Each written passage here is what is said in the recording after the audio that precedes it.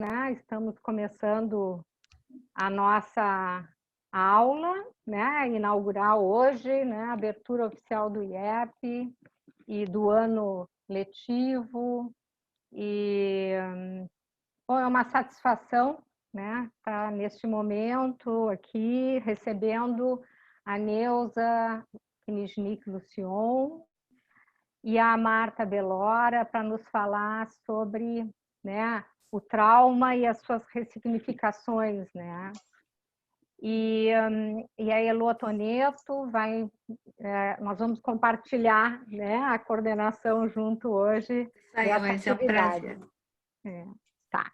Então, eu vou apresentar a Marta, a Neuza, perdão, a Marta também, e aí começa a Neuza, a apresentação. Bom, então, começando pela Neuza, a Neuza Kniznik-Lucion é psicanalista pela SPPA, professora e supervisora do CEPOA e CELT. Isso, Neuza? Uma satisfação, né? Te receber aqui, uma honra para nós, né? E agora a Marta Magalhães Belora, que é a nossa, né, é de casa, da nossa casa, né? E então a Marta é docente e supervisora do IEP. E a Marta aceitou gentilmente também estar aqui hoje conosco e trazer as contribuições, né, para o trabalho que a Neuza vai nos apresentar. Então, com a palavra a Neuza e depois a Marta. Muito bem, vamos lá. Elô, quer dizer mais alguma coisa? Não? Não, tá dito, vamos tocar, porque já estamos passando a hora. Isso, vamos lá. Bom, eu quero começar dizendo a minha satisfação de estar aqui, compartilhando esse trabalho, que é um trabalho de muita reflexão, como vocês vão ver, e agradecer ao IEP, nas pessoas da Josi e da Elô, que me convidaram para estar aqui. E a Tete, agora fiquei sabendo, também pela disputa. Então, estou muito contente de estar aqui com vocês. O trabalho, o primeiro slide, aí a Erenita que vai me ajudar na passação dos slides e do filme. Tem um filmezinho bem curto. Podemos passar o primeiro. O trabalho que trago aqui hoje, considero ser uma atualização do que apresentei no congresso da FEBRAPSI, em 2019, na mesa redonda O Estranho em Mim e o Outro como Estranho. Esse trabalho se alinha com o que Thomas Ogden escreve no prefácio de seu livro Leituras Criativas, que vocês estão lendo na tela. Tento não escrever sobre minha experiência de leitura dos trabalhos, mas escrever o que vivo ao lê-los. Escrever o que consenti que esses artigos e livros fizessem comigo. O que fiz com eles e como os reescrevi e transformei em livros e artigos de minha própria lavra. Fevereiro de 2014, uma importante galeria de artes em Londres. Pode passar o próximo. Essa é a Gagosian Galeria de Arte. Essa sede é uma sede bem pequena dela, é uma galeria que tem em muitos lugares do mundo. Apenas uma sala de exposição. E, ao fundo, duas obras. Elenita, vamos passando os slides. O próximo. O próximo. Tu pulaste? Tá bem. O próximo. E o próximo. Tá bem. Obrigada. Meu corpo, então, se volta para a parede onde está esta escultura e meu olhar é capturado para a beleza da obra, sua superfície rosa, em forma de ovo, atacado pelas estocadas de uma faca afiada. E que surpresa encantadora! Era do Lúcio Fontana, artista argentino-italiano, e que me é muito familiar. Não conhecíamos esta obra. Pode tirar o PowerPoint. Uhum. Neste momento, situações estranhas começam a ocorrer comigo. Peço para falar com alguém responsável pela galeria, algo que não é do meu hábito. Questiono sobre Lúcio Fontana, sua posição hoje no mundo das artes, valores das obras, e relato que minha mãe possui 2 pequenas obras do artista que estavam guardadas em uma caixa e compradas em Buenos Aires. Lúcio Fontana nos era bem familiar. Conhecemos outras de suas obras. Ele pediu fotos das mesmas, pois a galeria teria interesse em adquiri-las. Acertamos o envio das fotos. Ele ficou realmente muito interessado nas obras. Por fim, acabamos pedindo uma indicação de transporte público para irmos a outra sede da galeria, localizada em um bairro distante que a gente não conhecia. Uhum. Apesar da insistência do gerente, porque a gente utilizasse um táxi, porque ele dizia que o acesso era complicado, a gente tinha que fazer baldeação, como se diz, seguimos com nossa ideia de usar o transporte público. Saímos da galeria entusiasmadíssimos com a perspectiva de nos descobrirmos possuidores de algo de muito valor. Caminhando em direção ao transporte público, nós nos vimos cercados de lojas como da Bentley, Rolls Royce, uma loja de vinhos finos que, inclusive, a gente entrou para olhar, maravilhosa, assim, entre outras. E aí nós nos demos conta de onde é que nós estávamos. Para quem conhece Londres, é o bairro Mayfair, um bairro chiquérrimo. Somos tomados por uma sensação de estranheza. Não pertencíamos àquele lugar de pessoas ricas. Voltando ao Porto Alegre, ao comentarmos com a família a questão das 2 obras do Lúcio Fontana, foi-nos confirmado que eles eram múltiplos, comprados numa livraria em Buenos Aires em 1960. Claro, né? Por isso estavam numa caixa e não expostos. Esta virou uma história anedótica para todos nós. A confusão entre o original e o múltiplo e a desilusão de não nos termos tornado ricos. E aí nos ocorreu que o gerente da galeria poderia ter aventado que os brasileiros ricos estariam fazendo uma experiência sociológica para conhecer costumes da ordinary people ao se recusarem a usar o táxi. Sobre a outra obra da exposição, foi como se não a tivéssemos visto, como se não existisse. Então, lembrando, 2014, fevereiro de 2014. Retomando, 2019.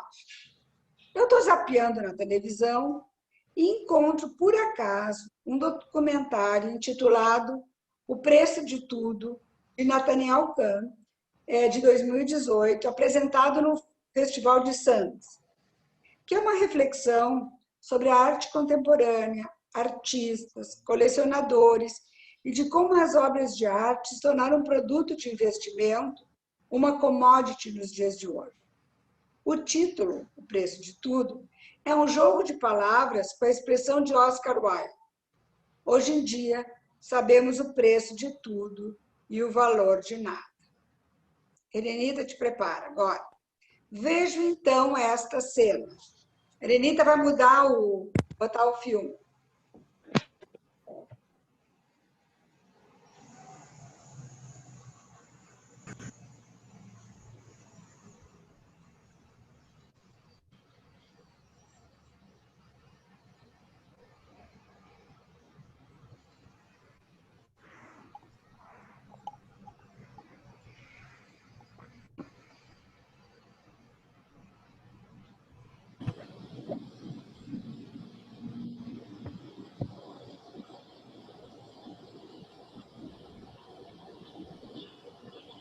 É a minha internet.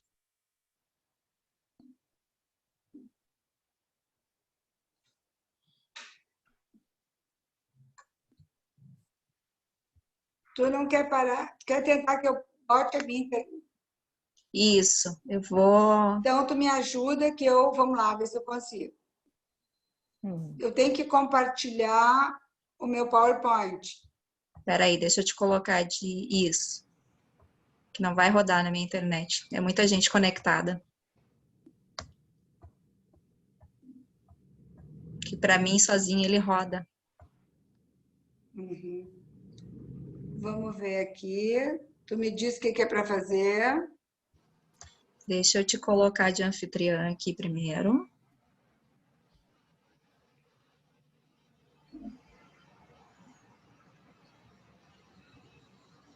Aí vai ali embaixo em Share Screen. Embaixo da nossa tela, aqui é onde tem o microfone. Um pouquinho, eu vou aumentar então aqui. Isso. Circuito participante, share screen, tá certo. Isso. Aí tu vai compartilhar a tua tela conosco. Aí se tu já tiver o filme aí. Tá, agora eu tenho aqui. Vamos ver se Isso. vamos É ver a se 11. É a 11. Ok. Aqui. Isso. Tá. Vamos ver se vai passar. Clica ali para rodar. Ali embaixo. Isso. Tá.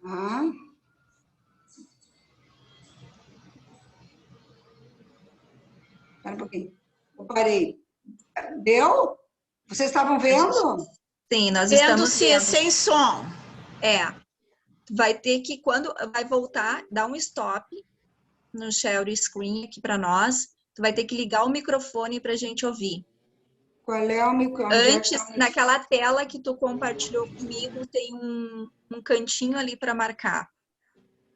Só me dizem que lado que é o cantinho. Eu só preciso que tu dê o stop de novo, que daí eu consigo te mostrar. Vai compartilhar a tela Mas conosco, ele está parado. Agora eu parei. Tá. Não, mas é antes desse processo de compartilhar a tela. Antes de partir. Então eu volto. Isso. Ó, Tá. alguém está se Stop share. Tá. Isso. Tá. E agora? Isso.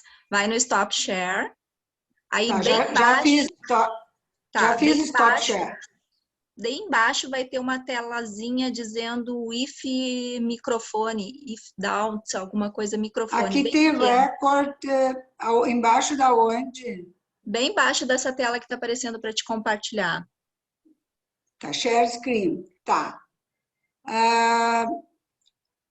Ligar o microfone, alguma coisa Não, assim. aqui diz muitos participantes podem... Eu acho que eu tenho que fazer aqui, ó.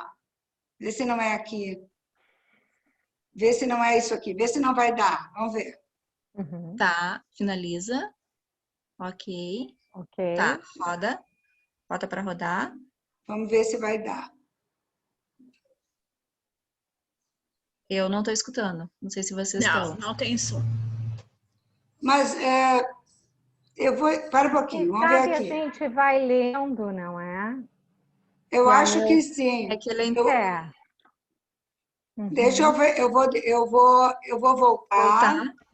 Eu só não... Isso que tu me dissesse para eu fazer, eu não fiz porque eu não achei. No share... Tem stop share. Que é ligar compartilhar o teu microfone com a...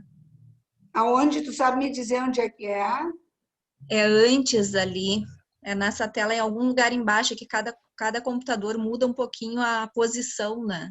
Eu não consigo Eu não consigo ver, claro que eu não consigo nem ver por aqui. Eu vou dizer para vocês que o som, vocês vão ler e fica bem lendo. Não tem problema, tá? Vou passar... Mas vocês... Ó. Deu? Sim. Sim, está começando a rodar.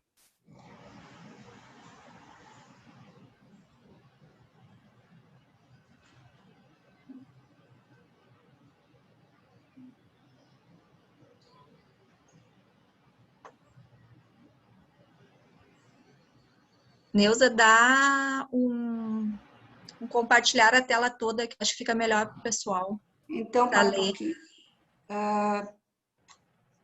Colocar só essa tela, só a tela do filme para nós. Onde é que tá aqui? Acho que é aí. Exibição. Deixa eu ver. Não. É que a Tela gente não total. consegue ler, Neuza. É, que daí fica embaixo. ruim, é porque Tá, deixa eu ver o que eu posso fazer. Será que Lá não em teria cima? o link desse filme? Porque aí, se vocês Não, não colocarem tem. no Tem, Não tem. não tem link. Não. Neuza, E, oi. Ah, Tá na ampulheta. É bem Hã? ali embaixo, do lado do zoom, bem embaixo da tela. Do lado do zoom, do lado do menos, tem um ícone. Mais um para a direita. do isso. lado do menos, É, É. um ícone para a direita, desse que tu tá com o mouse. E tem aqui, ó, do lado à direita. Isso, é mais um para a direita, bem do ladinho do menos do zoom ali. Ali ele vai entrar no modo de apresentação. Tá. Isso, Modo aí. esse aqui. Tá. Não, do lado, do lado. Ah, mas deu. Oba! Deu. agora tu Perfeito. clica para ele iniciar de novo. Deu. Tá. Ali embaixo. Obrigada, Duda. Isso.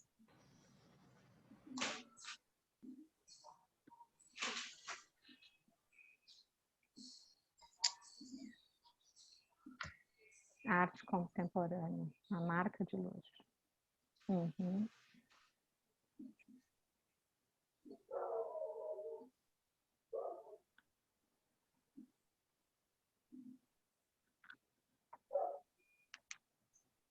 Uhum.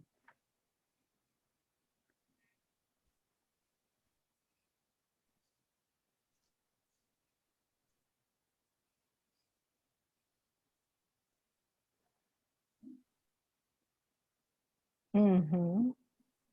And we know it's going to be a key work, without a doubt. You know the recent auction record on that? No. $17 million. Maurizio Catalan is like Duchamp. He's an important player in the history of art. Christie's displayed it, they had him facing out. I said, no, that guy has to face a wall. You have to face reality.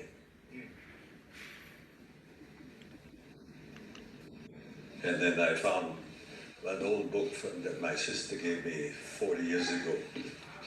It's called Psychopathic Sexualist. Impeachment.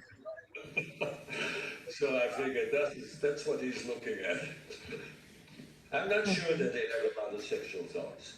Who? Him.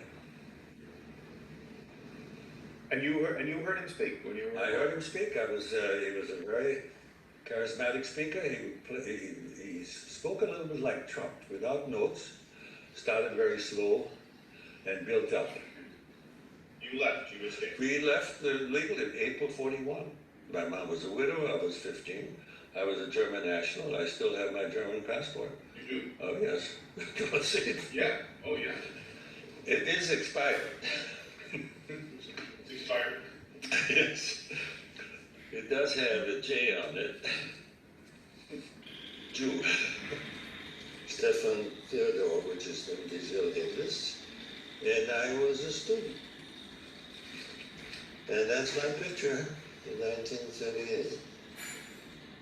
What's it like for a Jewish collector to have this catalog? Well, this is a question that's always been asked. I think it's a fair question. It's also irrelevant. Because art is art.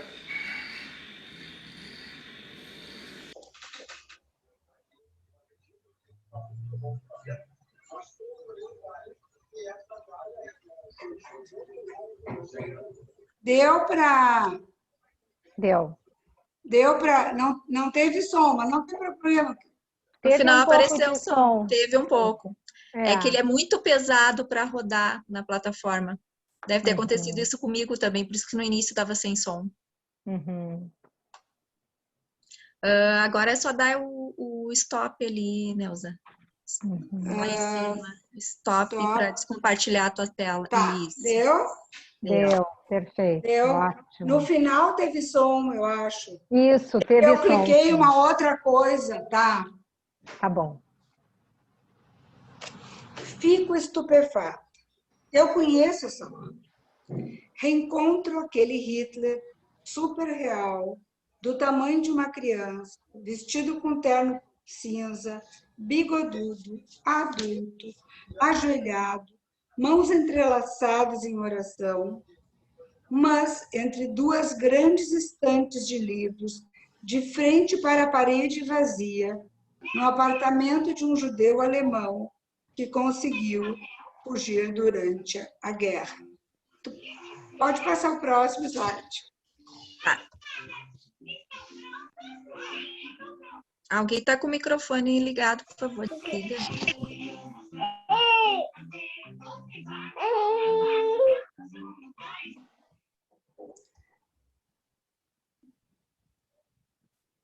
Obrigada, pode tirar. Sou tomada por muitas sensações e pensamentos. O meu primeiro movimento é me questionar por que Stefan Edler, este colecionador, tem a obra Rim em sua casa. O que se passa em sua mente? Então começo a vasculhar a internet em busca de respostas sobre esta obra, sobre quem é Maurício Catelan, o artista, procuro outros de suas obras, sobre quem é Stefan Edler, sua história, sobre a exposição de Londres, sobre o documentário, seu diretor. Saio da minha zona de conforto, volto para dentro de mim. Preciso entender. O que houve comigo? Como havia me esquecido totalmente do que tinha visto há 5 anos? Sou tomada por uma sensação de muita estranheza. Lembranças e pensamentos invadem minha mente, aparentemente sem conexões, e passo a escutá-los, refletir, buscar um sentido. Vou entrando em contato comigo. A força do que me aconteceu me mobiliza para querer, precisar entender. Percebo que até agora, 2021, eu não tenho acesso ao que vi e senti com aquele menino ajoelhado, com as mãos entrelaçadas, orando, que descubro ser Hitler. Não tenho palavras. É inominável. A violência do que vivi foi tal que durante mais de 5 anos ela não existiu para mim. Ela foi forcluída. E ao apresentar aqui esse trabalho, eu me dou conta que tive tal impacto e fui de tal modo perturbada pela imagem sinistra que eu sequer me informei sobre quem era o artista e, em momento algum, nós conversamos sobre o visto, vivido, algo também muito estranho. Entendo que o movimento de voltar o meu corpo e meu olhar para a obra de Lúcio Fontana funcionou como um escudo protetor contra a pulsão de morte representada naquela figura sinistra. Agarro minha vida. Protejo-me, aproximando-me do familiar, que é o trabalho do Lúcio Fontana. E frente à expressão da pulsão de morte, eu me agarro à vida, ao familiar. Hoje me questiono, o que foi aquela euforia que tomou conta de mim ao me sentir possuidora de 2 obras, mesmo que pequenas, de um artista internacionalmente tão valorizado? Ele não vai ameaçar minha existência. Afinal, sou rica e poderosa. Ah, mecanismos de defesa maníacos. Porém, ao sairmos da galeria, eu sou tomada por um sentimento de estranheza, de não pertencimento àquele mundo de tanta riqueza. Não era tão poderosa assim. Foi um engano momentâneo. Afinal, temos sempre medo do mortal. Isso me remete ao Freud, 1909, e em seu trabalho O Estranho ou o Inquietante, quando se refere ao duplo.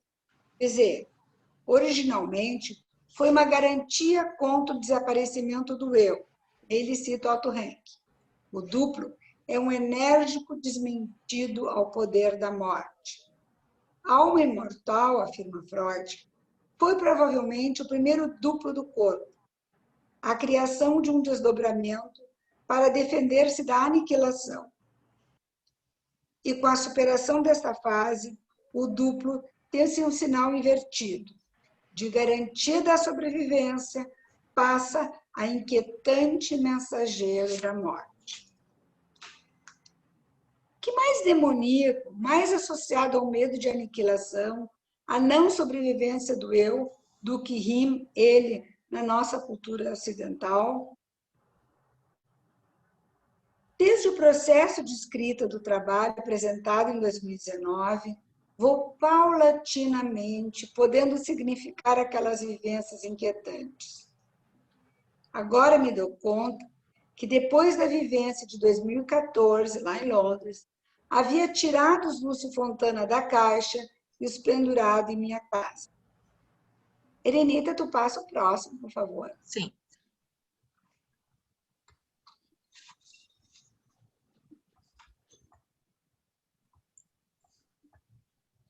Isso é na minha casa. A foto, assim, média é minha. Deu. Pode tirar, Helena. Obrigada.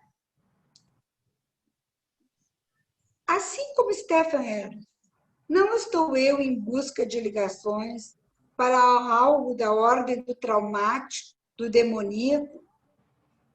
Em 2020, numa outra escrita com este material, percebo que, ao invés de utilizar a expressão penduro, as obras de Lúcio Fontana, passo a usar exponho as obras.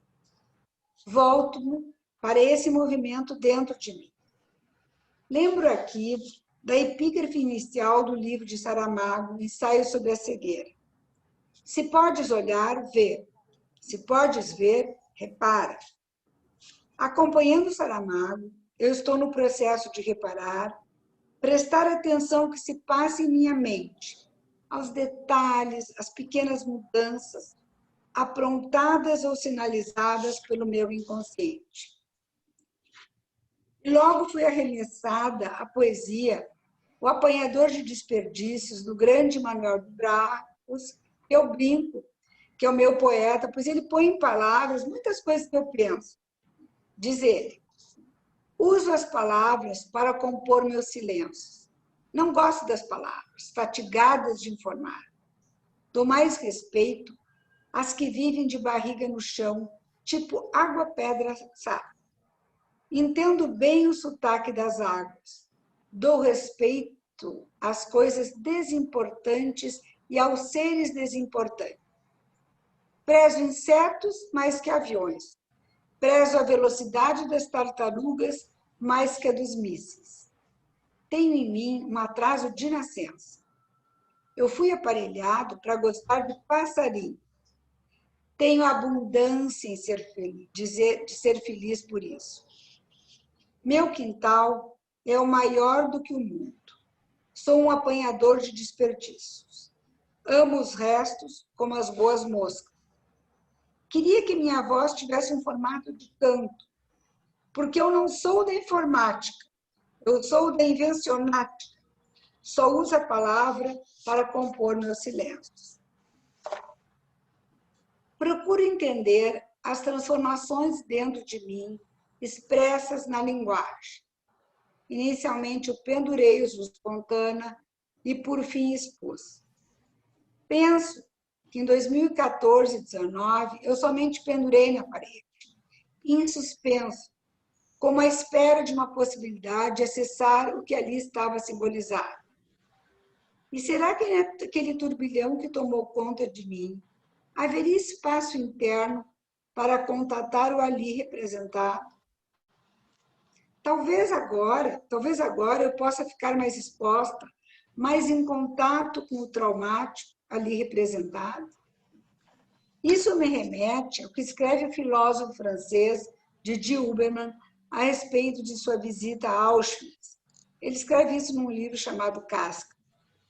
Visito essa capital do mal que o homem sabe fazer ao homem. E lembra de uma sobrevivente que diz: muitas vezes eu quis retornar ao campo, mas o que veria? Como enfrentar aquilo? Como voltar àquilo, visitar? E durante a visita, Didi Huberman murmura, sem se dar conta: isto é inimaginável. Foi o que disse, como todo mundo, ele comenta.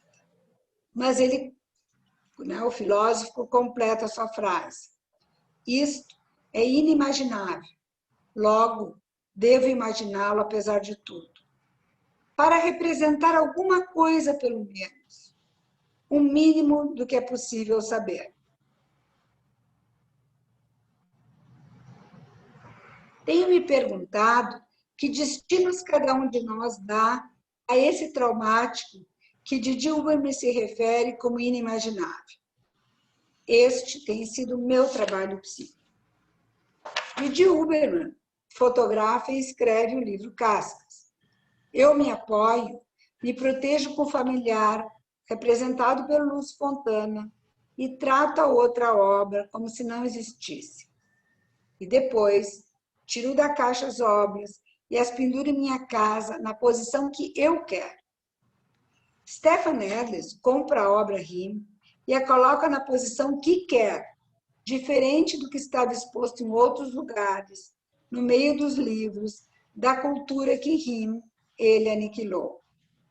E o livro que ele escolhe é sobre perversões sexuais. E aí ele diz, eles não pensam em sexo. E quando perguntado quem eram eles, os eles, ele aponta para Riem. Sim, Riem, ele não pensa em sexo, na vida, na pulsão sexual. É a pulsão de morte expressa de uma forma brutal, sem fusão com a pulsão de vida. E será que esse senhor judeu que sobreviveu a Riem também não tem a obra como uma forma de não esquecer o que viveu? Como ele diz, é preciso encarar. Mas observando detalhadamente, eu vi muitas vezes esse vídeo que eu passei, vemos que ele não olha diretamente para o olho do Riem. Difícil encarar, né? Para mim, a ponto de forcluir, para ele e para todos nós. Vi um vídeo de uma exposição dessa obra, onde as pessoas elas chegam por trás, assim como nós chegamos, elas olham, elas não dizem nada, elas saem de perto imediatamente. Eu observei que somente 2 conseguem voltar e olhar novamente. Essa obra ela foi exposta em vários museus do mundo e no gueto de Varsóvia, encarando o gueto. Elenita, por favor, a imagem.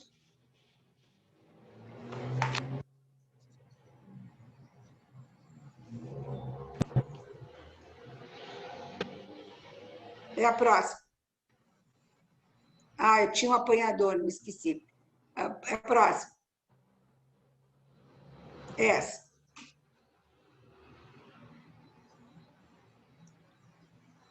Muitas pessoas foram ver a obra, cada vez mais pessoas. Como era de se esperar, provocou muita polêmica. Pode parar o PowerPoint. É uma provocação sem qualquer sentido e um insulto à memória dos judeus vítimas do nazismo. Foi o comentário publicado pelo Centro Simon Wiesenthal.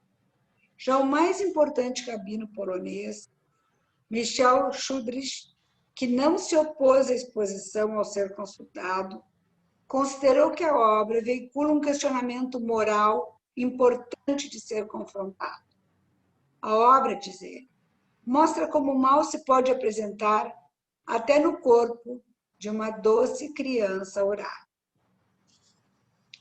Riem, gueto de Varsóvia, Polônia.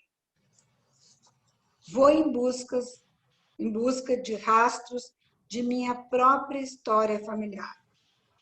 Com surpresa, eu tomo conhecimento que na família de minha mãe também havia uma proibição implícita em dizer o nome de Riem, sendo nomeado por ele. Minha família nuclear saiu da Polônia em 1931 e a grande família que lá ficou, com exceção de 2 de seus integrantes, foi aniquilada em campos de extermínio.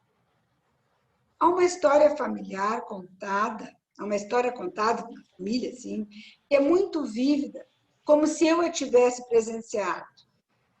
A minha avó se correspondia com sua mãe e acompanhava o que acontecia na Polônia. Certo dia, ao se dar conta que as cartas de sua mãe deixaram de chegar e um silêncio mortal se instaurou, ela entrou num desespero, ela gritava e se debatia. Os gritos de minha avó, que eu não escutei, ainda hoje ecoam dentro de mim. Me remetem aos gritos daquele pai, comandante do campo de extermínio, no final do filme, O Menino do Pijama Listrado, ao se dar conta que ele mandou seu filho para a câmara de gás. Acho que muitos devem ter visto. É deste lugar que eu falo, de quem teve uma família exterminada no e pelo Holocausto. Até hoje tem sido produzida uma infinidade de relatos, filmes, poesias, obras de arte sobre o Holocausto. Entendo como tentativas de poder dar sentido, representar o que as palavras não dão. Como num sonho traumático, como na compulsão à repetição, repetir, para tentar dar um sentido, para poder processar, elaborar.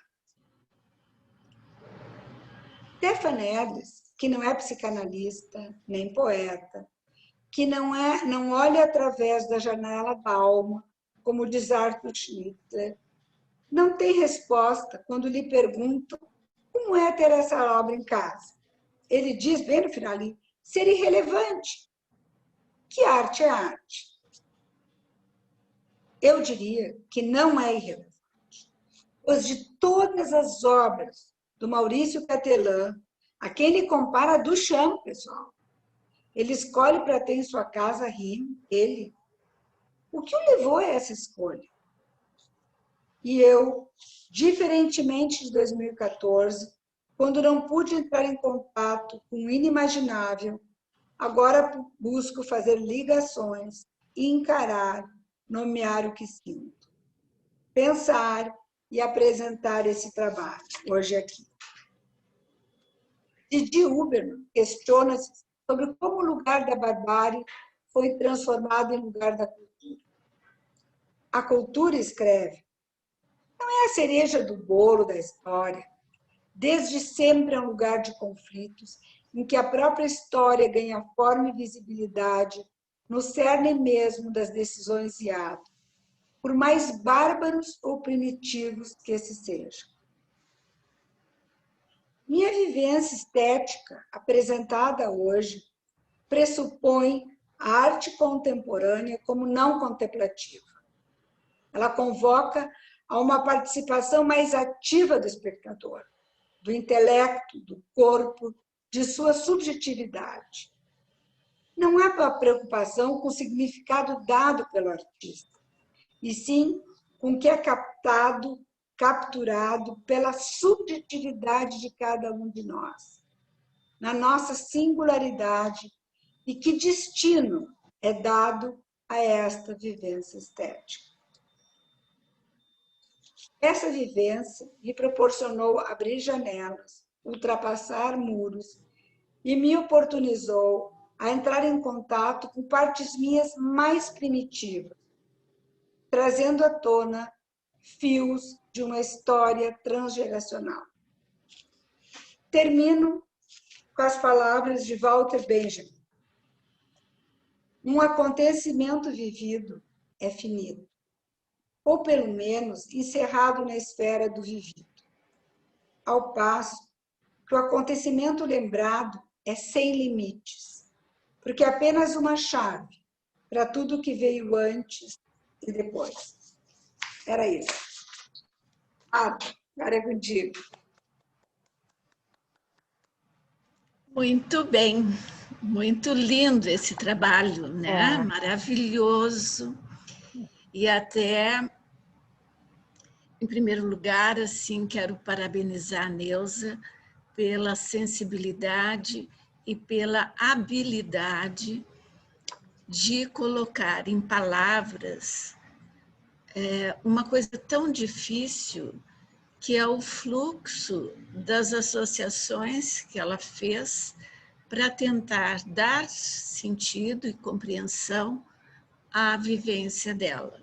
Uhum. E assim fazendo, ela nos coloca num lugar muito semelhante. Ela causa, pelo menos em mim, um impacto muito importante, tanto que eu tinha uma ideia do que falar antes de assistir o trabalho, e quando assisti falei, não acho que dê para ficar teorizando, porque a Neuza traz um exemplo, uma ilustração, uma demonstração dos passos que se faz para tentar elaborar questões traumáticas, que, de certa forma, é o que nós fazemos também quando temos nossos pacientes no nosso consultório, nos relatando as questões traumáticas vividas por eles, e que a gente vai fazendo associações, pesquisando, dando tempo para que outras coisas possam ser associadas e juntadas a esse todo. Algumas coisas se somam, outras não se somam. Então, eu fiquei tão impactada por esta perspectiva, esse âmbito do trabalho da Neuza, que comecei a achar que talvez nós devemos, antes de qualquer coisa, oportunizar que as pessoas falem sobre isso, porque para mim foi uma experiência muito interessante, muito importante, muito rica, e eu gostaria de saber se alguém gostaria de falar sobre isso. Sem dúvida, né? É uma experiência de emoção, né? É uma emoção vivida, né? Que a Neuza nos consegue, assim, gentilmente e genuinamente nos colocar em palavras, né? E traduzir para que a gente possa compartilhar um pouco e tentar, né? Deglutir um pouco, né? Toda essa vivência traumática, né? Toda essa experiência, né? Que a Neuza diz que ela foi vivendo, né? No decorrer desses 5 anos, né? Desses episódios e dos antigos, né? Então, é uma vivência, né? É a vivência de tentar dar ligação, sentido, porque seria muito, em algum momento ela diz, né? Estaria na zona de conforto não olhar para rim. Uhum. Né? Então, Marta, tu propõe que abra agora uma discussão que as pessoas possam colocar. Se alguém quiser falar sobre esse impacto que possa ter produzido principalmente associado à experiência de trabalho que a gente tem com o trabalho de dar sentido para as coisas que ficam desligadas dentro do aparelho psíquico, né? Que eu acho que a ilustração da Neuza é nesse sentido. Aliás, ela usa, eu acho que neste trabalho, eu acho que essas coisas que mostram assim, o quanto foi, como disse a Jo, genuíno, e foi uma construção que ela foi fazendo ao longo desse tempo. A poesia do Manuel de Barros que ela traz, eu não vou lembrar as palavras exatas que ele diz, mas em algum lugar ele diz que ele não gosta de usar as palavras cansadas de informar, né?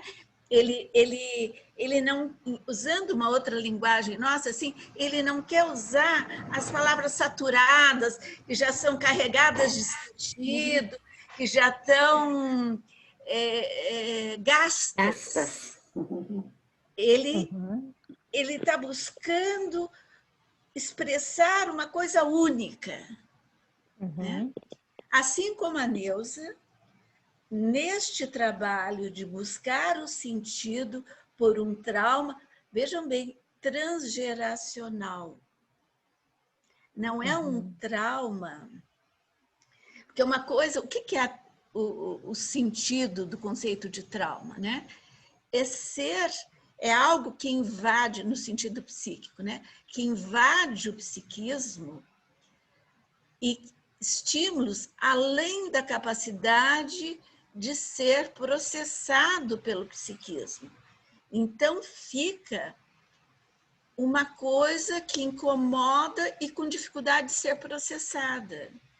Agora, uma coisa, como diz a Neuza no trabalho dela também, uma coisa é tu seres invadida por esta quantidade de estímulos.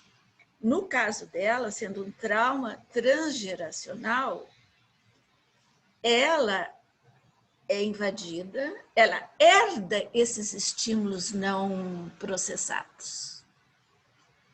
Então, como ela mesma diz, tu viver ele é muito duro, muito difícil, mas os limites da coisa ficam mais definidos. Agora, quando se dá no plano da fantasia, da ilusão, das identificações, isto fica ilimitado, né? Isso é muito grande. Tem uma pergunta, Jô, colocada, pedindo para repetir o que é trauma, Marta. Tem uma solicitação. Sim. O trauma é um termo que vem da ortopedia, traumatologia, sei lá, que diz sobre, por exemplo, cai uma coisa, quebra a mão, amputa uma perna, são traumas, é invasão de uma faca na mão e corta, né? Então, no plano físico, essas coisas são chamadas de trauma. No plano psíquico, é caracterizado como a invasão no aparelho psíquico de uma quantidade de estímulos além da capacidade do psiquismo processar. Se a gente observar, a psicanálise começou com a ideia de questões traumáticas. No início do trabalho do Freud, ele acreditava que o que adoecia as mulheres histéricas era a sedução por um adulto. Real. Ele acreditava nisso. Depois, ele abandona a teoria da sedução, quer dizer, por um evento externo, né? Mas ele acredita que a gente pode ter uma demanda de trabalho, além da nossa capacidade de processar, vinda do próprio id, né? A gente pode ter, porque os estímulos são provenientes tanto de fora como de dentro. Não sei se eu respondi, Luísa. Acho que sim. Acho que sim, foi uma pergunta colocada ali, né? E a Marta pediu para falar, a Marta Leal. Depois eu... Tá. Boa tarde a todos, então, não sei se está na hora de abrir para fala, mas como a própria Marta, né, provocou, e eu achei muito bom, Marta, tu teres provocado essa questão do impacto, né, dessa visibilidade aí do filme, das figuras, das obras de arte que a Neuza nos provoca, então. Então, eu achei interessante a gente também poder falar, né, do impacto que causou. Poder dar primeiro os parabéns para a Neuza, então, belíssimo trabalho, Neuza, gostei, pena que a gente deu para ouvir um pouco do filme, né? Mas o que eu queria me deter é no impacto que me causou a imagem ali de um Hitler, né, ajoelhado e assim desprovido. Primeiramente ele de costas, né? A gente não tem muita noção quem seria, e eu acho que isso é o mais interessante. E depois, quando então a gente consegue visualizar o rosto, bom, não há dúvida, né?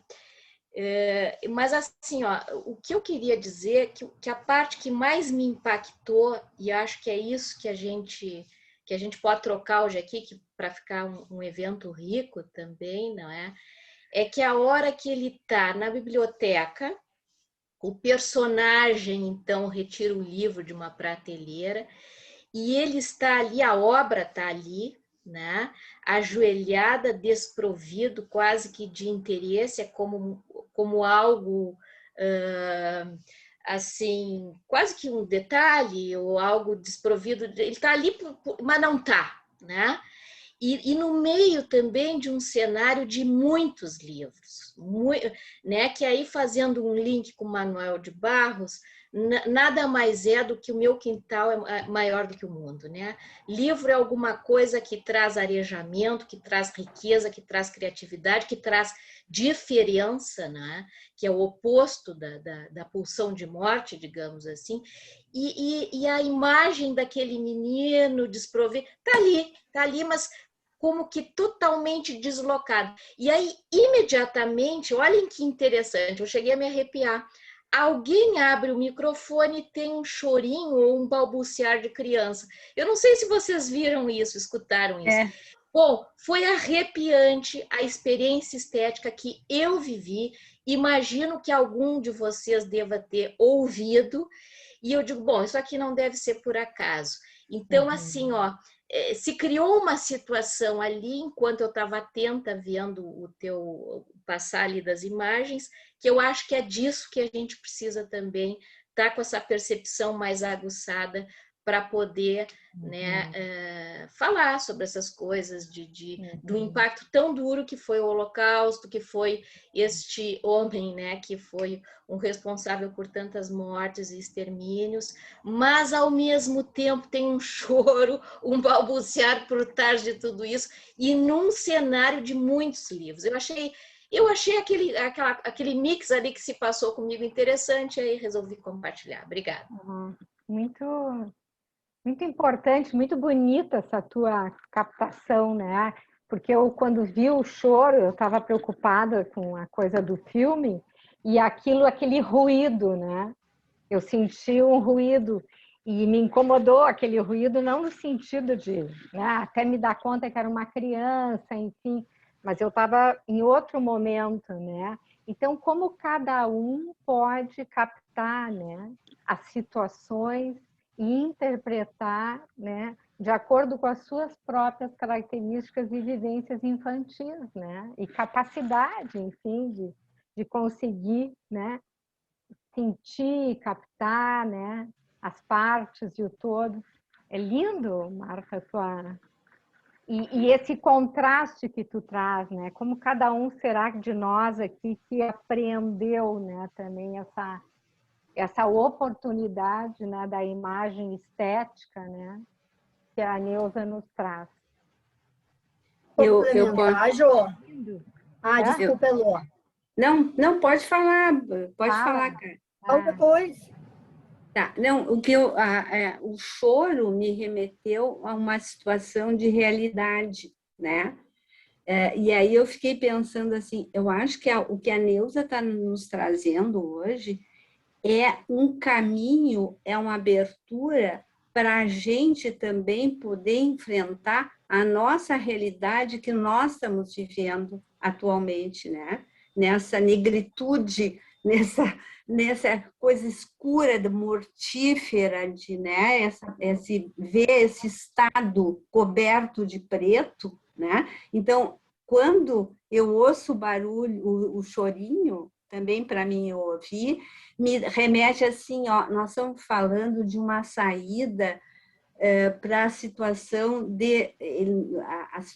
da realidade, o quanto está traumática, e a Neuza está nos dando uma saída, está nos apresentando a cultura, está nos apresentando os livros, está nos apresentando uma situação traumática mundial que já aconteceu, né? E o quanto a gente ainda precisa trabalhar para elaborar e quanto trabalho elaborativo nós vamos ter pela frente daqui com essa situação, né, que a gente também está vivendo. Mas era só para encaminhar a ligação do que passou com o momento que estamos vivendo. Ótimo. Obrigada, Elô. Kátia, gostaria de falar? Sim, eu também quero cumprimentar a Neuza, né? Já conheci o trabalho, muito bom, realmente com uma sensibilidade muito grande, da gente poder compreender o traumático, as palavras da Marta. Mas eu vou fazer um link com o que a Elô disse também, não é? E com a pergunta que fizeram sobre trauma, já que é uma aula inaugural e é um evento do ensino, não é? Eu também fico pensando que então poderia colaborar um pouquinho, trazendo um pouquinho mais do traumático no sentido mais acadêmico, assim, não é? Porque o conceito de Freud de trauma é um conceito energético, né? Ele fala de uma desproporção, né, de um estímulo em que o psiquismo não está habilitado a processar, como disse a Marta, né? E o que seria processar? É tentar pegar algo que é energético, que é irrepresentável, que não tem sentido, e dar um sentido.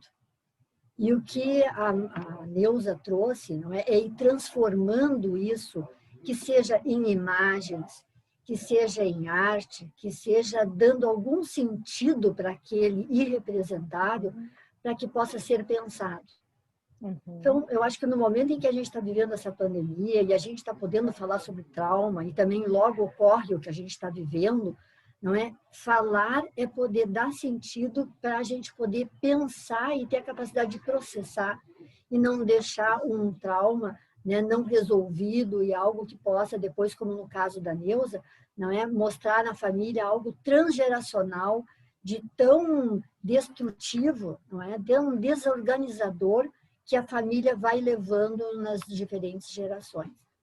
Era só isso que eu queria dar uma... Enquanto não puder criar essa rede de sentidos, de ligações, ele vai seguir, né, incomodando. Né? Mas invadindo, né, o psiquismo. Eu vou colocar a palavra para a Neuza e para a Marta Delora e ver o que elas gostariam de complementar né, e dizer diante do que já foi colocado a mais. Assim, vamos conversando, né, e trocando. Então, quem sabe, Neuza, tu gostaria de falar primeiro? Marta, tu quer falar ou tu quer que... Não, eu até trouxe. Esse é um tema tão atual, pessoal. Acho que vocês lembraram, a Kátia e a Elô, que nós estamos vivendo uma situação traumática. Exatamente. Eu só quero lembrar que o Congresso de Psicanálise das Línguas Francesas de 2020, que ia ser em Israel, eu estudei um relatório da Eva Weil que se chama... O Congresso é Lugares do Traumático, o Genocídio, o Nó Coletivo e Individual. Então, se aprofunda na questão do traumático. Tem uma coisa que eu li que eu achei muito interessante, que ela faz uma comparação, que acho que tem a ver com o que nós estamos vivendo nesse momento, que a gente precisa de um período de latência. Como tem a latência no desenvolvimento? Ela faz uma comparação maravilhosa, eu achei maravilhosa, assim, que me fez muito sentido. Como a gente precisa desse período de latência, porque quando acontece, nós não temos condições psíquicas, não tem aparelho psíquico para processar. Então, nós precisamos de um tempo. Então, ela se refere à literatura, às obras, a poder falar quantas décadas a França levou para poder falar da sua participação no Holocausto, por exemplo, né? Não se falava, começou a se falar da Alemanha, mas a França foi muito depois. Então, eu achei uma coisa interessante, que nós vamos precisar, nós estamos vivendo a situação traumática, mas nós vamos dar sentido para isso um tempo depois. Quando tudo isso passar, a gente juntar, porque agora nós estamos no meio e a gente não dá conta, porque, pessoal, o que eu estou vivendo, vocês estão vivendo também. Quando diz assim, 1.900 pessoas morreram, eu não sei o que é isso, eu não chego perto disso. Eu não, a gente não sabe, 260 mil, eu não contato isso, porque a gente, nesse momento em que a gente pode morrer, os nossos familiares podem morrer, os amigos que já morreram, pessoas próximas da gente. Então, que a gente, nós vamos ter que esperar, né? Nós vamos ter que esperar por isso, para poder nos organizar, porque também o Marcelo Vinhar fala uma coisa muito interessante do conceito atual, assim, contemporâneo. Ele fala que as redes associativas se rompem e se formam buracos que precisam ser remendados, né? Que nós vamos remendar isso, sabe lá quando, né? Mas que nós estamos, a nossa capacidade, né, de simbolizar, ela está atingida e não pode ser diferente. Então, era isso. E... O Nosek, me lembrei... Fala, Marta. Não, pode falar. Não, é que eu lembrei do Nosek, que ele usa a palavra assombro, né?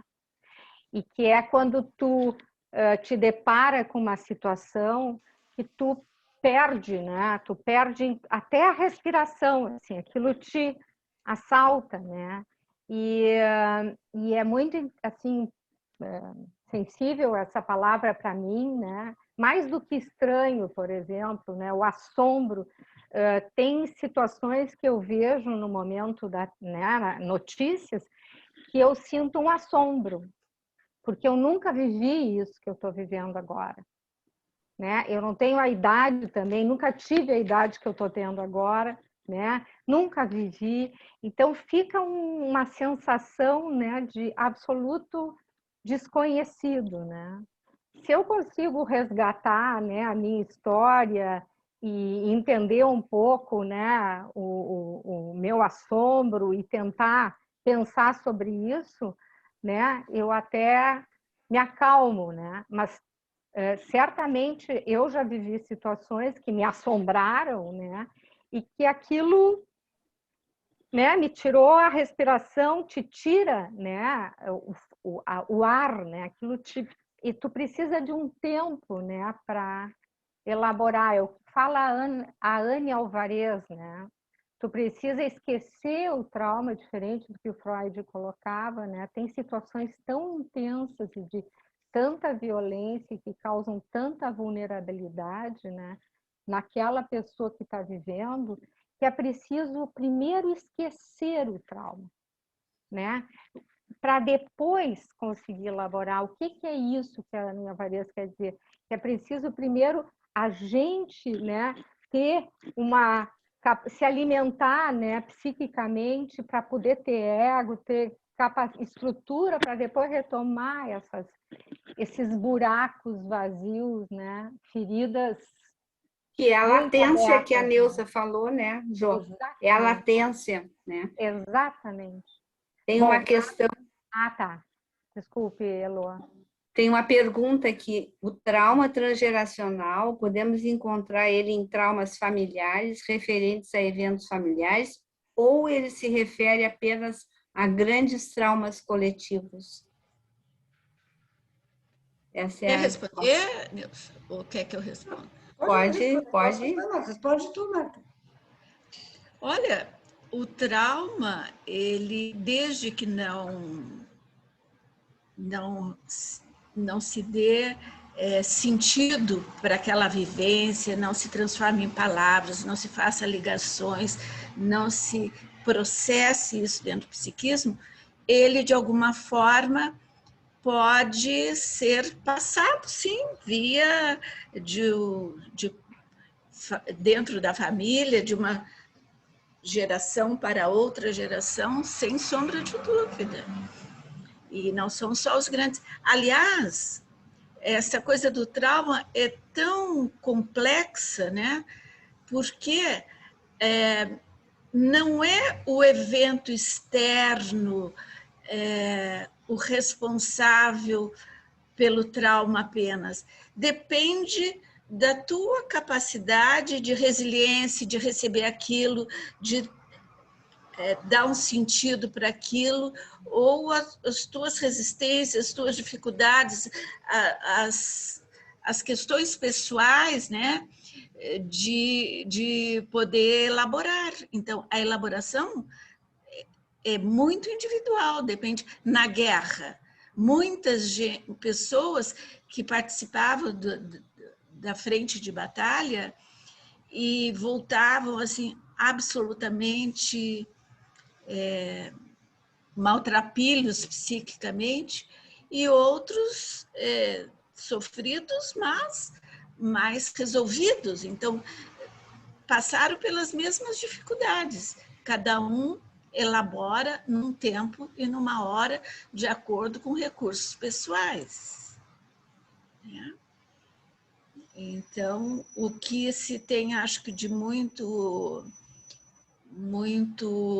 comum nas teorias e nos relatos que a gente lê, é que o importante é poder falar sobre essas coisas, conseguir simbolizar e dar um sentido para isso, que isto é de suma importância na resolução.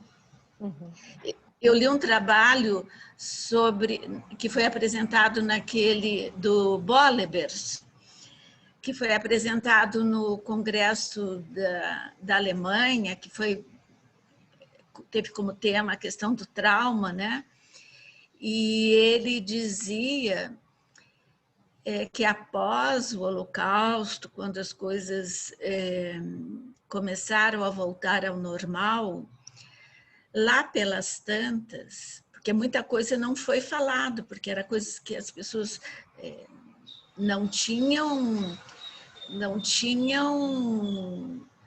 era vergonhoso, era constrangedor, então lá pelas tantas começou a surgir nas famílias assim, será que o meu pai foi torturador?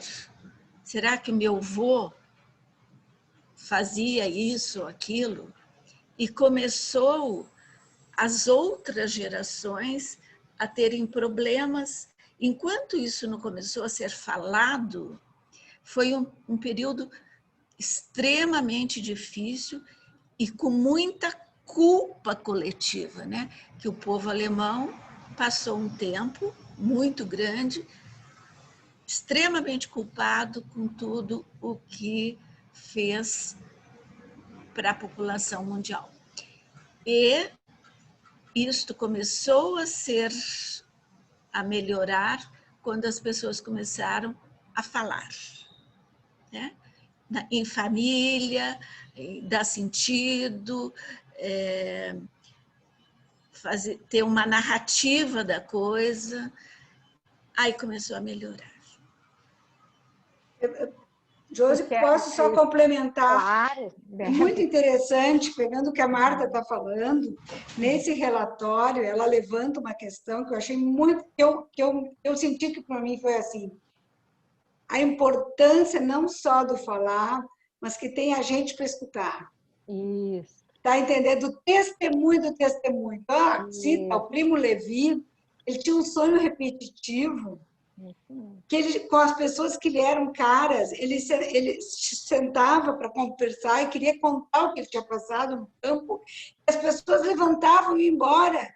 E a Ide Freiberg conta de um paciente dela que também teve no campo, ele dizia que depois do campo, o que mais machucava ele é que as pessoas não queriam ouvir o que ele tinha para contar. Então, assim, a importância do outro, e aí, pessoal, entramos nós como terapeutas.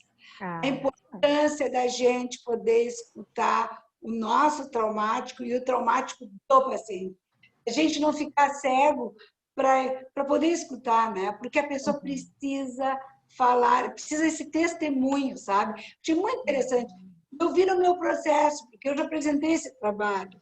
Apresentei 2 vezes em 2019, agora.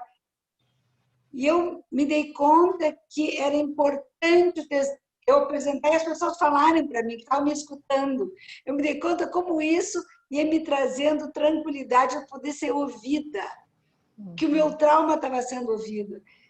Me fez muito sentido isso que eu encontrei do testemunho do testemunho. Isso está diretamente ligada conosco no nosso trabalho diário. A gente poder ser testemunha do testemunho do trauma, que as pessoas que têm os grandes traumas e tem os traumas menores, que aí se discute, mas em situações traumáticas, né? Claro, nós estamos vivendo agora uma terrível ameaça à vida, enfim, né? Então, era isso que eu queria complementar com o que a Marta disse, sobre o processo de elaboração. Né?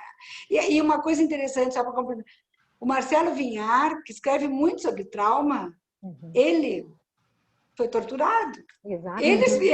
Porque que destino cada um dá. Eu, no final, vou escrever um trabalho. O Marcelo Vinhar é uma autoridade nesse assunto. Que cada um, que é o título do nosso de hoje, né? Que destinos cada um. Eu dei com obras de arte porque eu sou ligada nisso. Fez sentido para mim. Outros vão com poesia, outros com cinema, outros com jardinagem, cada um com a sua singularidade, com a sua subjetividade.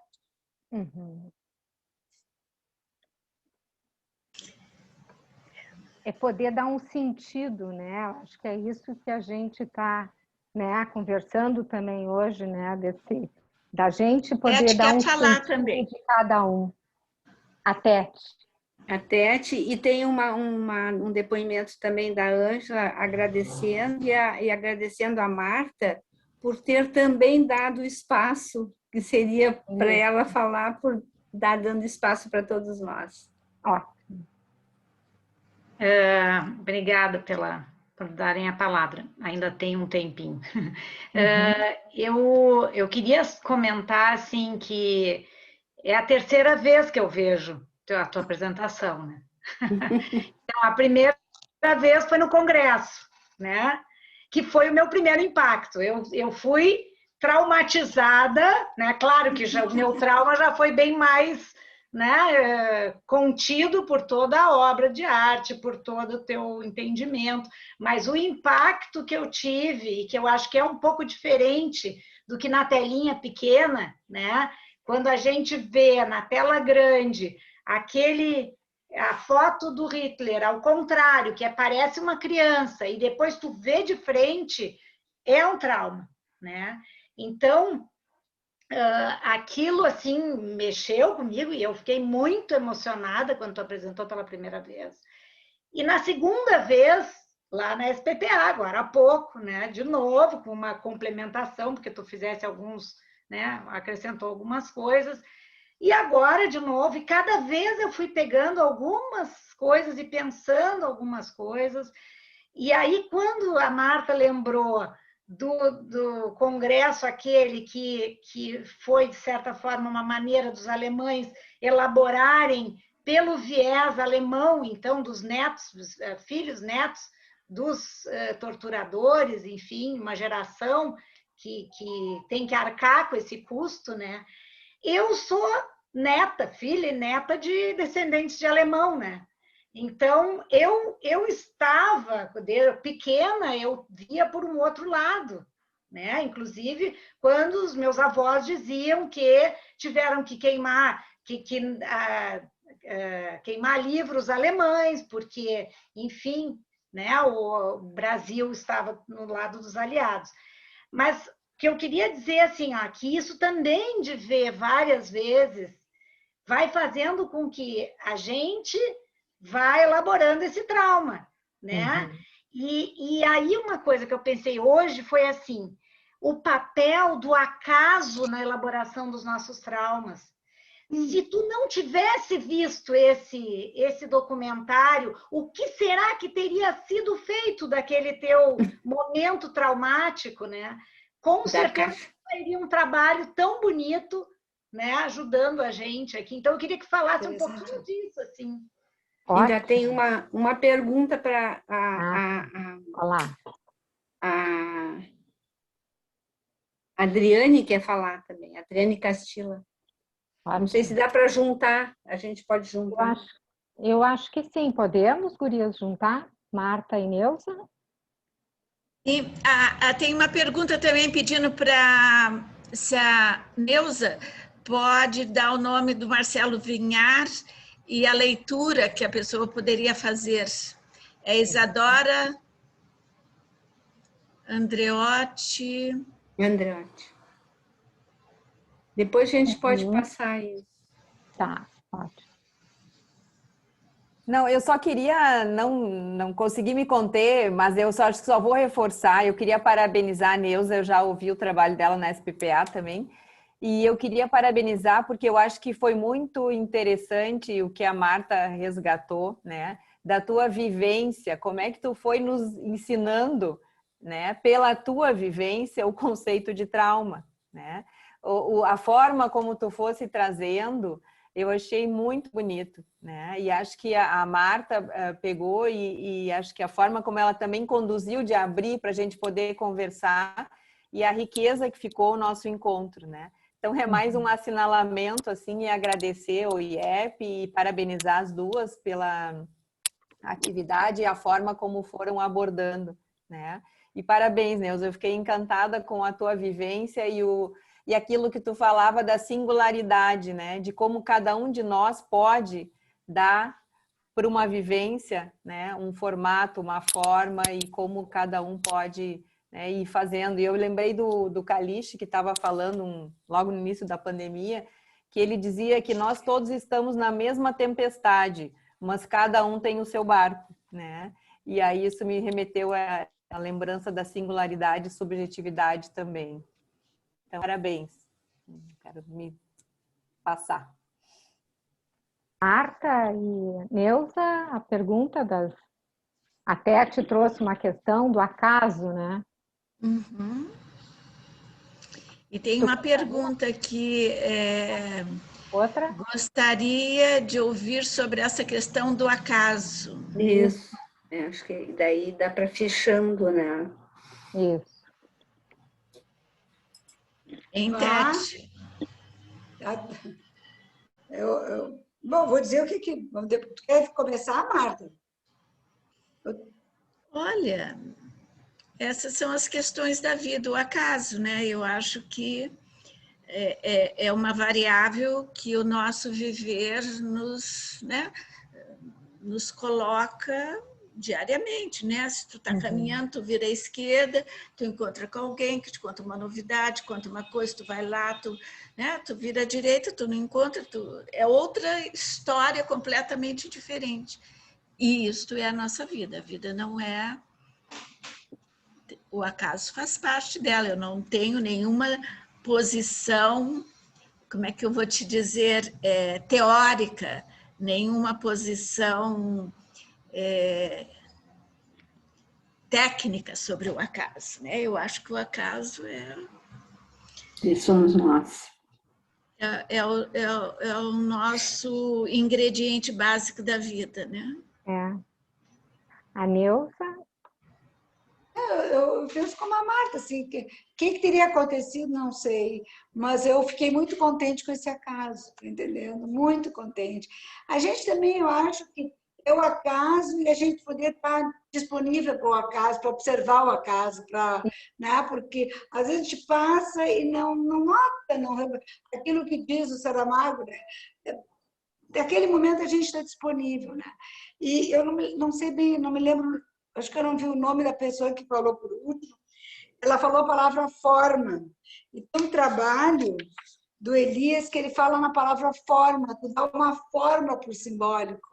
Então, está muito um trabalho bem atual dele, que é a gente poder dar uma forma para esses conteúdos, né? Cada um vai dar uma forma sua, né? Mas que eles ficam sem forma, né? Eu acho interessante, que é bem a expressão que o Elias usa, da forma ao simbólico. É isso que nós... Bom, Posso a gente dar mais poder uma palavrinha, gurias? Claro. Posso colaborar também? Então, eu estava pensando no acaso, no sentido do a posteriori, do après coup. A gente sabe, não é, que muitos traumas, eles não têm a pessoa, ou eu, ou seja uma criança, ou uma pessoa frágil, que não tenha, no momento, condições egóicas, com recursos psíquicos para dar conta. Mas existe a possibilidade na vida de, num acaso, quando eu já estiver mais fortalecido num outro momento, aquilo poder ser significado. Então, o acaso também são oportunidades que a gente pode, muitas vezes, né, sem se dar conta, se deparar com uma possibilidade de elaborar ou de dar sentido para alguma experiência traumática, às vezes até da infância, e que fica, né, esperando, latente ali, para que um dia o acaso faça com que a gente dê um sentido para aquilo. Ótimo. Bom, por acaso, né, nós estamos, a realidade, eu pensei no acaso também no real, né, realidade da vida, né, que se junta, como vocês falaram, né, com a possibilidade que a gente tem de apreensão dessa realidade ou não, mas nós estamos, né, governados pela realidade e do tempo, né, do nosso horário. Então, não sei, Elô, se teria mais alguma questão para... Eu acho que só temos que agradecer, né, o trabalho que nos ajuda, que nos mostra um caminho de elaboração frente aos nossos traumas, a todos os nossos traumas, né? Então, a Marta e a Neuza querem dizer as últimas, assim, neste momento, concluir, gostariam de dizer... Vai sair lá? Bom, eu quero agradecer a oportunidade de estar com a Neuza aqui hoje, com todos vocês. Acho que, claro que a gente poderia ter nos estendido e pelos traumas atuais que estamos vivendo, pandemia e outras questões. Tem gente com... A Inúbia. É a Inúbia. Tem que desligar o telefone ali, da Inúbia. Inúbia? Oi. Eu não estou conseguindo... Está ouvindo? Estamos ouvindo. Não, eu não tive a oportunidade de participar ativamente antes, porque eu estava ocupada, assim, mas eu achei muito interessante e principalmente a questão da latência, sabe? Que eu vejo a necessidade, né, de todos nós respeitarmos um período que seria exatamente de latência, porque está sendo elaborado isso inconscientemente, e o ego está conseguindo mais recursos. Mas eu gostaria de agradecer, achei muito bom, muito legal, mas eu gostaria de poder ver outra vez, ouvir mais a Neuza, e porque eu acho que a Tete teve sorte de assistir 3 vezes. Parceria, Inúbia, parceria. Inúbia, vou te contar um segredinho. Tem no YouTube. Tá. Depois a Marta te passa. Tá bom. Obrigada. Obrigada, Inúbia. Então, valeu. Obrigada. Neuza, Marta. Então, e aí eu estava dizendo que a gente poderia, até eu tinha preparado alguma coisa, me estendendo mais, mas eu gostei, achei tão bonito o trabalho da Neuza, especialmente nessa coisa vivencial que este trabalho produz, que mudei um pouco a trajetória inicial. Eu espero que tenha, eu particularmente gostei e quero agradecer a oportunidade. E adorei conhecer o trabalho da Neuza, que eu não conhecia. Que ótimo. Neuza? Eu quero agradecer a oportunidade de ter apresentado, de estar com vocês, das contribuições de vocês que eu anotei, né? Enfim, e que foi muito bom estar aqui, foi uma tarde ótima, parceria com a Marta, eu sabia que ia ser muito boa, foi essa troca, esse jeito solto, assim, da gente poder pensar juntas, discutir e compartilhar o que a gente estava pensando. Gostei muito de estar aqui.